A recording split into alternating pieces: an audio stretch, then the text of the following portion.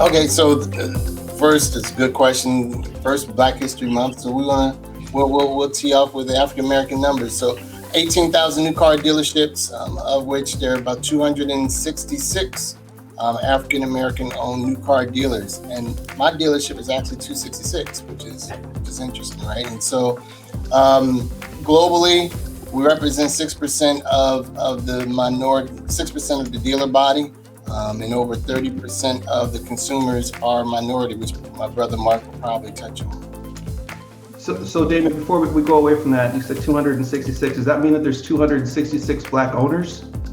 No, those are dealerships or rooftops. So if average dealer has about 2 stores. So you can break it in half. It's probably about 100, 125 individual owners. Okay, so for those who are jumping in late, there's about 18,000 stores in the country. Probably about 150 of them or so are owned by Black owners.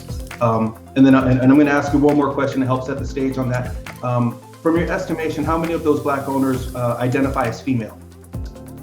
Oh man, that's probably about a handful, a little over a handful, about 6 or 7. About 6 or 7. Yeah, but that's dealerships, but individuals, looking at 5. 5. Yeah. 18,000 stores, 150 or so Black owners, about 5 of them are women. And so for the people who are, joining this call who are not familiar with these conversations, this is one of the reasons why we want to have that. The first time that you hear those numbers, they may be striking, they may be surprising.